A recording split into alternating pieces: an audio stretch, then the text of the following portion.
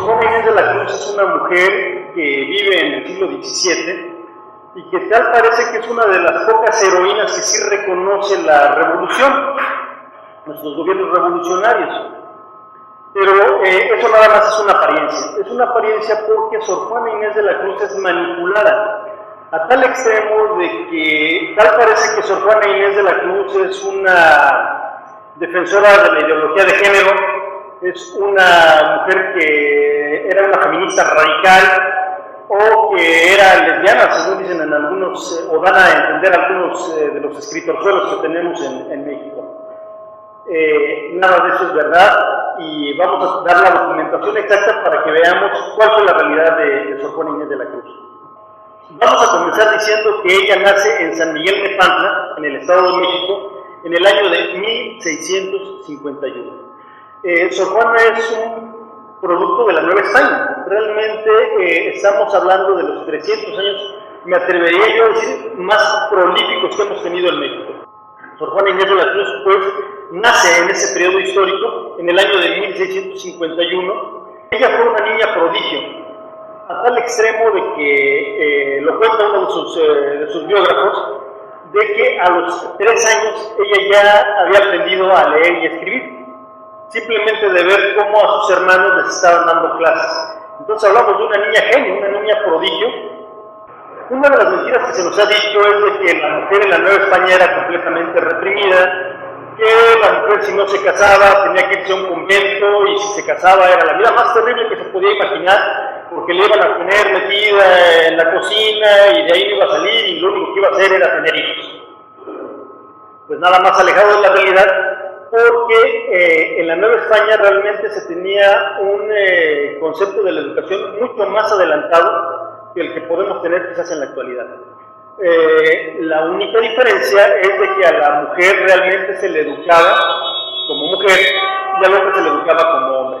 Entonces podemos ver que en la Nueva España teníamos a mujeres de una educación excepcional, en la cual el hecho de leer y escribir pues no nada más era algo raro, sino que era algo general. Realmente las mujeres sabían leer y escribir sin ningún problema. Vamos a ver la realidad en el año de 1651 pasado. En el año de 1651 Estados Unidos todas siguen siendo las 13 colonias americanas de Inglaterra, y resulta con que ahí la mujer no tenía absolutamente ningún tipo de educación. De hecho, ni siquiera los hombres tenían educación. Mientras que en México tuvimos la primera universidad en el año de 1555, que es la Universidad Real y Pontificia de México, en los Estados Unidos hasta 100 años después tuvieron su Harvard College. Harvard es la universidad más antigua de los Estados Unidos. Y el Harvard College era simplemente una escuelita en que les enseñaban a leer, escribir, sumar y restar. Eso era Harvard, no era más. Vemos que Sor Juana Inés de la Cruz desde pequeña se familiariza con Aristóteles, se familiariza con Santo Tomás de Aquino, y ella misma nos confiesa que ha leído la Suma Teológica de Santo Tomás. Si leemos la obra de Sor Juana Inés de la Cruz, vemos perfectamente las referencias tomísticas que ella tenía. Ella nos habla acerca del ser, ella nos habla acerca de la esencia, de lo que es un accidente desde el punto de vista aristotélico-tomista, y eso nos lleva a un influjo de todo lo que es ese mundo de la filosofía greco-latina y medieval, que básicamente es la que la conforma. Es una mujer que tiene una fe extraordinaria, es una fe firmísima la que ella tiene. Eso nos lo dice ella misma en sus relatos, y eso echa por tierra las mentiras históricas que nos han querido decir de que ella fue forzada a entrar al convento, que ella se le obligó literalmente a poder entrar al convento. No, en sus mismas declaraciones ella lo dice. Ella va porque ve que el convento, la vida conventual, es aquella que la va a llevar a la salvación de su alma. A los 8 años compone una loa al Santísimo Sacramento, y eso la transporta literalmente al estrellato. Todo el mundo en la Ciudad de México se preguntaba quién era esa niña prodigio. Una niña que a los 8 años ya hacía unas composiciones que profesores universitarios no hubieran logrado hacer. Ya que es en la soledad y es en la reclusión donde uno escucha la voz de Dios y donde uno puede desarrollar la virtud del estudio. Pero seguimos con lo que nos dice la profesora Muriel. Fue el bachiller Martín de Olivas el que tuvo el honor de ser su maestro, introduciéndola al estudio del latín, teniendo ella 13 años. A los 13 años, Sor Juana Inés de la Cruz comienza a aprender latín, y a los 15 ya era una latinista consumada. La suma matemática, por ejemplo, de Newton, fue escrita en latín. Cuenta su biógrafo Calleja que los parientes con quien vivía, luego que conocieron el riesgo que podía correr de desgraciada por discreta y con desgracia, no menos que por su hermosura, aseguraron ambos extremos de una vez y le introdujeron en el palacio del excelentísimo señor virrey Don, el marqués de Mancera, que en calidad de rey había llegado a México en el año de 1664. Entonces, se le presenta a la doncella Juana de Azaje, al virrey de Mancera, y la virreina se queda prendada de esa jovencita que demostraba una inteligencia extraordinaria a los 13 años de edad. Hizo desengañarse de una vez y saber si su sabiduría, tan admirada o infusa o adquirida, o artificio o natural, hizo desengañarse de una vez. Entonces esto es extraordinario lo que nos cuenta aquí Fray Calleja. El virrey, queriendo poner la prueba, dice, bueno, esta chica es excepcional, es una niña sumamente inteligente, pero ¿qué tan inteligente puede llegar a serlo? Bueno, pues vamos a reunir a los profesores universitarios de las diferentes facultades y que le hagan a ella preguntas. Pues resulta que estos hombres tan locos se enfrentan con una muchachita de 15 años y les responde puntualmente a cada una de las preguntas que le hacen teólogos, que le hacen filósofos, que le hacen médicos, que le hacen matemáticos y que le hacen abogados en sus diferentes disciplinas, y a todos les da una respuesta certera y puntual. Entonces era una mujer excepcional, una niña de 15 años y con la mayor naturalidad del mundo contesta y da respuestas a cada uno de los especialistas en su especialidad de la universidad. Entonces fue algo extraordinario que causó conmoción en todo este tipo en todos estos expertos. Entonces nos damos cuenta que realmente Sor Juana Inés de la Cruz brilló con luz propia. Quizás podemos decir, bueno, pues brilló con luz propia porque pues no había competencia con la que enfrentarse. La realidad es que eso no sucedió así. Estamos hablando del siglo XVII, que concurre del año 1600 a 1699, que es precisamente el siglo de oro español. En el siglo de oro español tenemos a Tirso de Molina, tenemos a don Miguel de Cervantes Saavedra, tenemos a Pedro Calderón de la Barca, tenemos a todas estas lumbreras que fueron impresionantes en España y en México. Entonces hablamos de unos monstruos de la literatura impresionantes.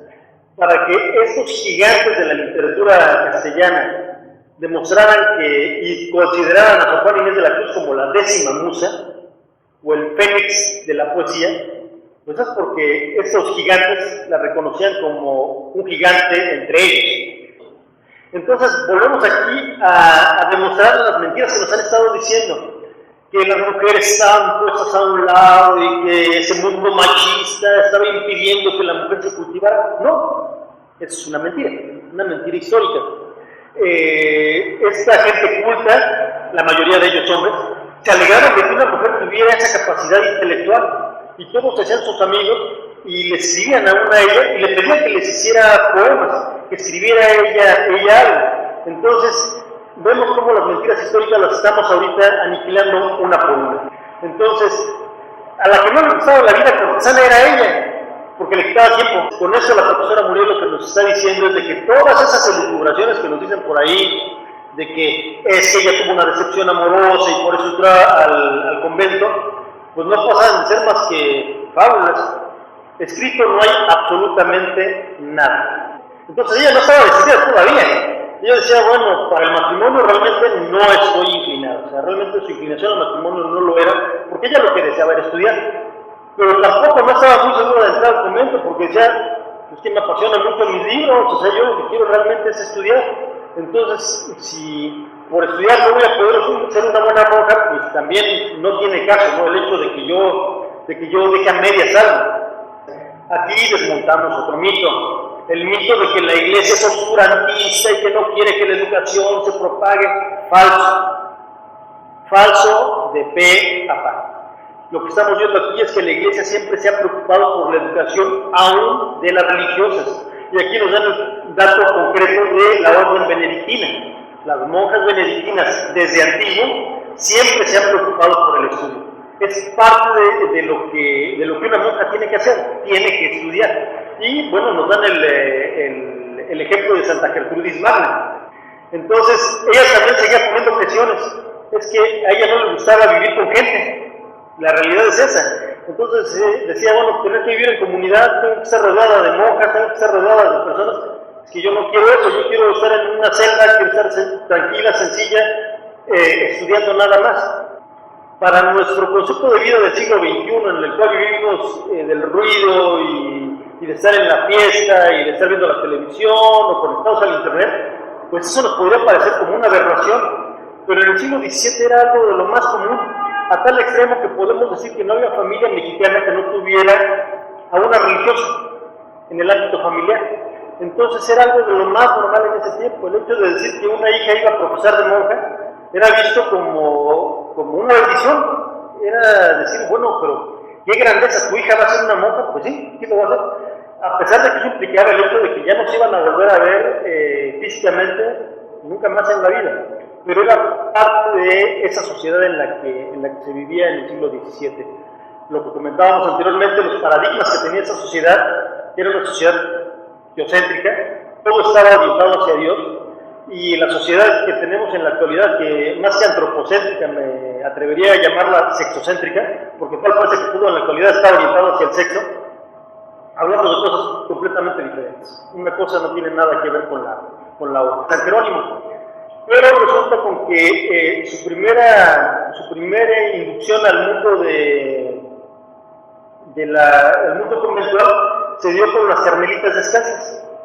Pero ella no pudo con esa regla tan estricta y después de 3 meses, más muerta que viva, literalmente estuvo a las puertas de la muerte. Ella tuvo que salir y nuevamente es la virreina la que la acepta con los brazos abiertos.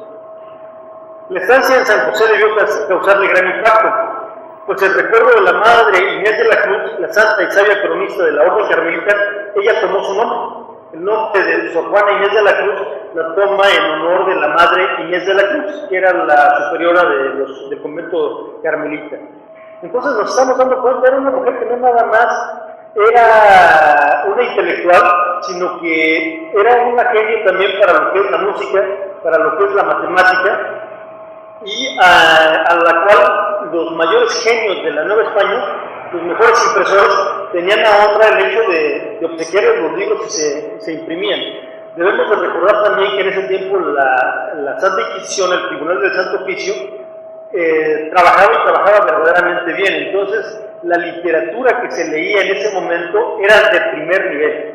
Era expurgada completamente de cualquier error. Ya fue hasta el siglo XVIII, finales del siglo XVIII, principios del siglo XIX, cuando toda la basura de la Revolución Francesa llega a la Nueva España, y bueno, es el preámbulo de la destrucción que tenemos, ¿no? Nos damos cuenta, era una mujer que en la reclusión de su celda tenía comunicación con todo el mundo. Los mayores científicos, los mayores literatos de las 2 Españas, como en ese tiempo se decía, de la península y de México, le enviaban constantemente cartas y le pedían que les hiciera favor de escribirles poemas. Ella no tenía ninguna secretaria ni ninguna amanuense, entonces ella misma era la que tenía que estar escribiendo esas cartas, y nos cuentan que llegaba a estar más de 7 horas escribiendo de forma continua, de una forma compulsiva realmente. El hecho de que la obra de Sor Juana Inés de la Cruz es una obra completamente ecuménica. Sor Juana Inés de la Cruz nos habla del mundo antiguo griego, y nos habla de todos esos poetas paganos importantísimos. Nos habla de Virgilio, nos habla de Cicerón, ya lo que es en la parte romana, pero los cristianiza. Ella toma todos esos elementos pagánicos ya cristianizados, y nos habla, por ejemplo, también de un filósofo extraordinario como Aristóteles, que siendo pagano, la Iglesia rescata el pensamiento aristotélico y con Santo Tomás de Aquino lo sublima para una realidad cristiana. Sor Juana Inés de la Cruz hace lo mismo, y es más, Sor Juana Inés de la Cruz todavía y llega a tal extremo que toma a elementos mexicanos de la mitología náhuatl, de todo lo que eran los dioses paganos de México, y los rescata, cristianiza algunos aspectos y los brinda en sus poemas. Entonces la poesía de Sor Juana Inés de la Cruz es una poesía completamente ecuménica, tomándose el ecumenismo en el buen sentido de la palabra. El ecumenismo real es aquel que convierte a los que no creen en Cristo a Cristo y a su verdadera iglesia, que es la católica. El falso ecumenismo, que es el que nos han tratado de vender en la actualidad, es el hecho de todos somos iguales, aquí no hay ninguna religión verdadera, todos tenemos un fragmento de verdad y cada quien escoja lo que más le agrade.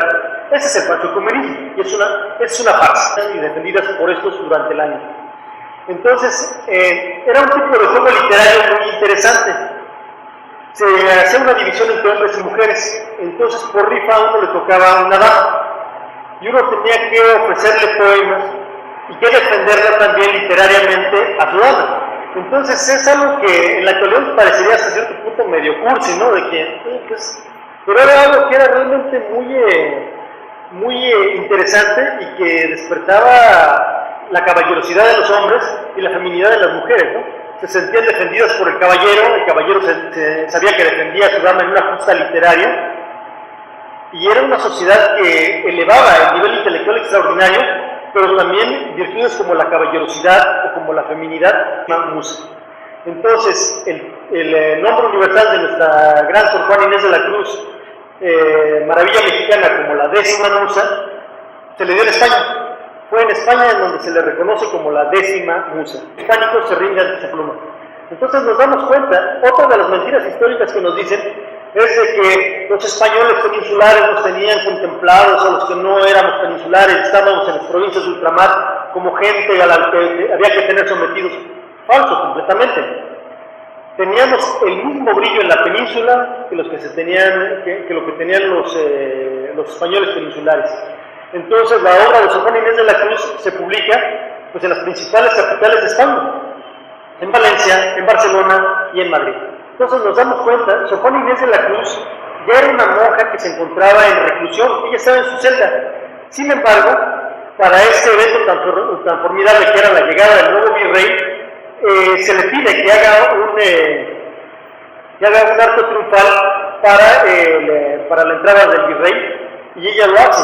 Debemos de tomar en cuenta que se les pedía que hicieran estos actos triunfales a los mejores representantes de la intelectualidad de la Ciudad de México. Entonces se toman para este magno evento a Sor Juana Inés de la Cruz y a don Carlos de Sigüenza y Góngora, uno de nuestros mejores matemáticos, físicos y teólogos que hemos tenido. Entonces nos damos cuenta de la calidad y de la altura que tenía Sor Juana Inés de la Cruz para la sociedad de su tiempo. Vuelvo nuevamente a enfatizarlo. Eso que nos están vendiendo de que la mujer en la Nueva España estaba relegada es una vil mentira. Entonces nos damos cuenta que es una mujer que tiene un carácter universal en sus conocimientos. Ella ha estudiado a los clásicos griegos, los domina perfectamente bien, domina a los clásicos latinos, la cultura romana le es completamente familiar a ella. La patrística, es una mujer tan culta que en teología llega a un nivel extraordinario. Yo me atrevería a decir que está aún al nivel de Santa Teresa de Jesús. A ese extremo yo la considero. No me causaría admiración que realmente en algún momento, y espero que eso se pueda llegar a hacer, la obra de Sor Juana sea realmente puesta en el lugar en el que debe de encontrarse, porque prácticamente nosotros desconocemos todo de Sor Juana Inés de la Cruz. Lo único que sabemos es el poema que perfectamente nos acaba de declamar, de hombres de esos que juzgáis a la mujer sin razón, y creo que eso es todo lo que conocemos, pero como bien nos dice Nabil, tenemos una obra monumental de lo que es Sor Juana Inés de la Cruz. Nabil, el hecho de que Sor Juana es el producto del barroco. El barroco es el movimiento arquitectónico y el movimiento literario, el movimiento musical, que es propio de estos siglos, el siglo XVI, XVII y XVIII, es donde nosotros vemos todo ese tipo de obras monumentales que es el barroco. Y ya prácticamente es la destrucción de toda esa genialidad que teníamos nosotros con el barroco, que dejó desprotegida a las grandes masas de la población, que admiraban la belleza por la belleza misma, captaban la belleza, aunque se tratara de gente ignorante que no sabía leer ni escribir, pero la belleza la captaba porque la veían diariamente, ¿no? Con el neoclasicismo eso desaparece, quedan las formas rectas, quedan las formas triangulares, las formas de columnas que realmente no dicen nada la sensibilidad que tenía la gente en ese momento. Sor Juana es una nacionalista, ella ama nuestro país, ella ve la belleza que tenemos aquí, se da cuenta de nuestras preciosidades que tenemos de México, se da cuenta de la vida cultural extraordinaria, de nuestras edificaciones fenomenales que tenemos, ama a México, bueno, a la Nueva España en ese momento, pero tiene esa raigambre nacionalista, pero no deja de reconocer que si no es por la obra de España, nada de esto existiría. Entonces, ella se da cuenta, somos mexicanos, sí, somos nuevos, somos unos seres nuevos, que estamos una nueva nacionalidad, sí, pero se da cuenta de que si no es por la obra de España, simplemente no seríamos nada. Quiero volver a enfatizar esto. La vida en la nueva hispana, la vida novohispana, la vida de la Nueva España, era una vida completamente cultural. Se hacían certámenes literarios permanentemente, las diferentes órdenes religiosas lo realizaban, la universidad lo llevaba a cabo. Entonces, vuelvo nuevamente a decirlo, la mentira histórica que nos dicen de que aquí no había una educación y que la iglesia era oscurantista y que las autoridades virreinales querían mantener a la gente en las sombras y en la ignorancia, son mentiras masónicas. La masonería nos ha estado mintiendo, señores, esa es la realidad. La realidad es que nosotros vivimos un tiempo de esplendor intelectual como no se ha vuelto a dar, la realidad es esa. Nos cuenta, en la universidad, los universitarios eran los que más promovían estas obras culturales, pero haciendo certámenes literarios, en este caso, por ejemplo, en la universidad, en honor a la Inmaculada Concepción, que, dicho sea de paso, en ese momento todo el mundo sabía de la Inmaculada Concepción, pero como dogma católico fue hasta el siglo XX cuando se dio. Pero démonos cuenta, desde el siglo XVI en México, nosotros ya hacíamos justas literarias en honor de la Inmaculada Concepción, que ya fue dogma de la Iglesia hasta el año de 1952 con el Papa Pío XII. El Papa Pío XII es el que eleva ya al rango de dogma la Inmaculada Concepción. Hablamos que en 1521 es la conquista de la Ciudad de México. En 1539 ya se hacían autos sacramentales en Tlaxcala para llevarlo a la gran masa de gente. Y para la época en la que vive Sor Juana Inés de la Cruz, hablamos del año de 1651 en adelante, ya esto era lo habitual. Y nosotros leíamos los mismos autos sacramentales que se estaban publicando en Madrid. Aquí quiero agregar que Sor Juana Inés de la Cruz también compuso obras musicales, que es algo que prácticamente queda desconocido. Sin embargo, ella compuso también obras sacramentales con música, y de esas obras la Universidad Nacional Autónoma de México, bueno, por algo tiene que ser nuestra máxima casa de estudios, hay una compilación de esas obras extraordinariamente raras que se han logrado rescatar de diferentes catedrales. Esa obra fundamental y fenomenal de Sor Juana Inés de la Cruz, que es el Divino Narciso, le escribió no tanto porque es ella lucía, porque realmente ella era una mujer muy poco dada a ese tipo de manifestaciones tan mundanas. Ella era muy recatada en ese aspecto. Lo hace porque la virreina se lo pide, y bueno, la exvirreina en ese momento, porque ella ya había regresado a España. Entonces hace ese auto sacramental para complacer a su amiga la virreina, y es como nos brinda esta obra magnífica que es el Divino Narciso. O sea, imagínense, para que Sor Juana misma lo sabía, el hecho de, bueno, pero ¿cómo me voy a enfrentar yo al Calderón? O sea, estamos hablando de un monstruo gigantesco en lo que eran los autos sacramentales. ¿Cómo yo me voy a poder comparar siquiera con ese gigante? Pues no nada más se le compara, sino que lo iguala con el Divino Narciso. Entonces, démonos cuenta, un autor novohispano, una monja que vive en reclusión, escribe esta obra, el Divino Narciso, y para el estreno se hace en Madrid y frente a toda la corte, frente al rey, frente a la reina, y muy probablemente estaba la virreina en ese momento. Entonces volvemos a descubrir otro mito, ese de que nosotros éramos una colonia que estaba cometiendo falso. Ella pone a Narciso, recordemos que Narciso en la mitología griega es el personaje que al momento tan bello que al ver su imagen reflejada en el espejo se enamora de sí mismo, ya no se puede apartar de ahí. Ella nos dice que Cristo es Narciso, y que Él se ve reflejado en cada uno de nosotros, en la humanidad. Entonces, es tanto el amor que nos tiene, que es el vino Narciso, ¿no? Él se enamora perfectamente de cada uno de nosotros porque somos un reflejo de su propia divinidad. Sor Juana Inés de la Cruz muere muy joven, a los 43 años. Entonces, a mí me causa admiración verdaderamente el hecho de ver que una mujer tan joven, realmente 43 años no es edad como para morirse, haya escrito tanto. Realmente era una escritora prolífica, excepcional, que nos ha dejado obras impresionantes. El santo preferido para Sor Juana Inés de la Cruz fue San José. Y de San José escribió obras monumentales también. Entonces, Santo Tomás de Aquino también fue un hombre de una inteligencia sublime, que decía que, cuando le preguntan, ¿no?, ¿cuál es la gracia más grande que ha tenido de Dios, dejando la gracia santificante a un lado? Él dice que la gracia más grande que Dios le dio fue el poder comprender cualquier lectura que tuviera. Cualquier libro que leía, él lo comprendía sin ninguna dificultad. Sor Juana Inés de la Cruz también es una mujer que busca la verdad a través del estudio. Una mujer para la que el estudio era fundamental, no podía estar sin leer sus libros, y ella lo expresa completamente. Ella pone como condición para poder ir al convento que le dejen llevar su biblioteca. Si no me llevo mi biblioteca, pues simplemente no entro al convento, ¿no? O sea, a ese extremo era su pasión por la cultura y por la educación. Pero llega el punto que al final de su vida ya no lee nada y ya no escribe nada. Y no nada más eso, sino que en un afán de dar todo a Dios, de darse en todo a Dios, regala su biblioteca al arzobispo de México y pide que muchos de sus libros sean vendidos y que el dinero se reparta a los pobres. A ese extremo.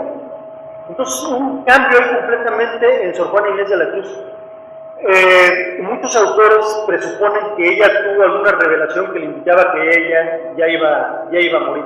Ella no podía vivir sin poder leer. Eso era un hecho fundamental en su vida. Entonces, el hecho de que ella misma planteara el hecho de que yo ya no puedo seguir leyendo, dar una oración a Dios y decir, comienzo a prepararme para la muerte desde ese momento, y yo dejo lo que ella más amaba, que eran sus libros, lo iba a dejar. Entonces, eso nos demuestra la forma en la que Sor Juana Inés de la Cruz ya se estaba preparando para la muerte. En 1695, hacía un año que había dejado sus libros, que vivía negándose a sí misma, sometiendo su delicado cuerpo a ayunos, penitencias para sepultar las innatas ansias de su entendimiento. Su condición física debió de haberse vuelto más precaria que en los años anteriores. Una grave epidemia atacó a las monjas y Sor Juana, a quien el amor llevó al cuidado de las enfermas, se contagió. Entonces, Sor Juana Inés de la Cruz muere el 17 de abril de 1695, y como bien dice la profesora Muriel, pues su ansia de saber, entonces sí ya fueron plenamente satisfechos, ¿no? Porque ya llegó ante aquel que es la sabiduría completa y plena. Hoy, como entonces, sigue siendo nuestro fénix de la erudición, nuestra 10ª musa, la única poetisa y la gloria que nuestra patria mexicana ha tenido. Gracias.